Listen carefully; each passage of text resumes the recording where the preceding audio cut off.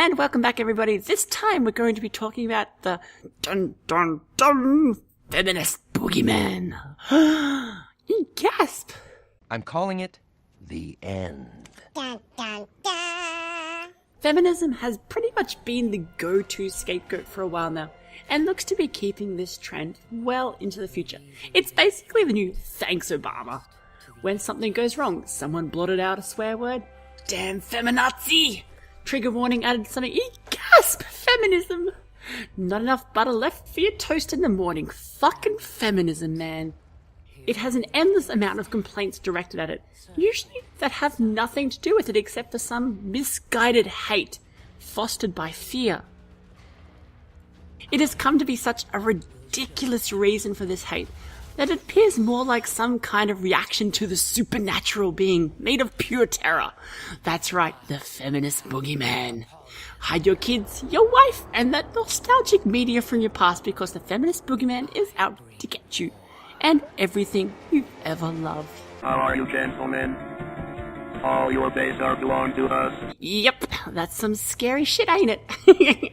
Unless, of course, you live in the present day where maybe, just maybe, there is more to media now than Do Bros Gets Angry and Hurt Dirt. And there's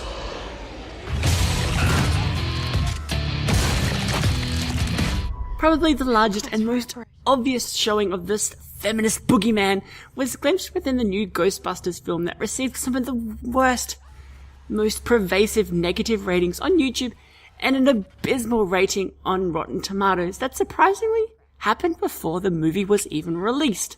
The reason, of course, is that the remake of the old series now features 4 women instead of the sausage fest it was before. Because yeah, a sausage fest movie is fine, normal, but holy shit, that damn there is the feminist boogeyman. And once they glimpse the scariest of beings imaginable, you can better believe a large population shit themselves in terror. Although, instead of slinking back and maybe cleaning themselves up, they decided to throw it around for all of us to see as much as they could. It's known to be some ancient protection spell against this terrifying being after all.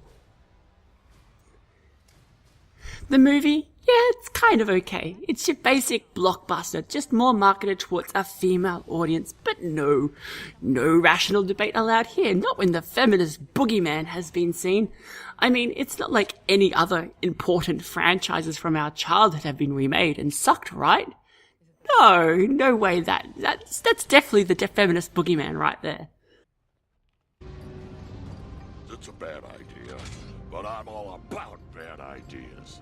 Even rather benign events like when Naughty Dog were talking about how they created characters for Uncharted 4, stating they tried thinking, what if it's a girl when creating new characters? Which is what led to having Nadine as a primary antagonist. But no, having what amounts to having 2 strong, prominent women in a game is obviously the work of the feminist boogeyman, right? Right? And some seeing that once again wet the bed in fear. Even Naughty Dog themselves witnessed such an act with a focus tester who had been kicked out screaming, "Not you too, Naughty Dog!" There are a million other events that have happened and are happening and will happen based on this apparent fear of the feminist boogeyman. Every act of changing a character, censorship, a story element that is inclusive, feminism. Everything different is basically the influence of that dastardly, devious, direful feminist boogeyman. They took our jobs! They took our jobs! But when the opposite so blatantly happens, when we hear stories of developers' hardships with getting games with women protagonists funded and published, where we have corporate people outright saying to change a character to male, well, that's just business, right? These people have to make money. It's based on market interests, after all. And then they all jump on this feminazi bandwagon every time an extremist spouts something nonsensical, or someone claims they saw the boogeyman, but when the opposite happens, it's totally #not all men, right? And mostly, it isn't even the extremists that get bandwagon anymore, as the narrative around feminism has slowly twisted to represent the most extreme, supernaturally terrifying view possible. Now, when anyone proposes a different point of view that maybe challenges the current dialogue, It's branded as this extreme image. The feminist boogeyman, hell-bent on the destruction of all men and everything they enjoy.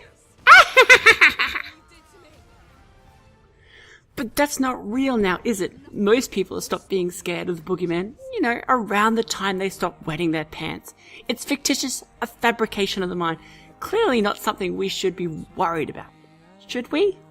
Just like feminism, it isn't about taking all your games, about changing every character into the wonderful rainbow of diversity we see today.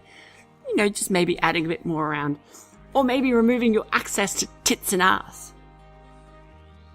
There's no feminist boogeyman out to limit your precious free speech, although technically it does come with fine print, or steal developers' precious artistic integrity.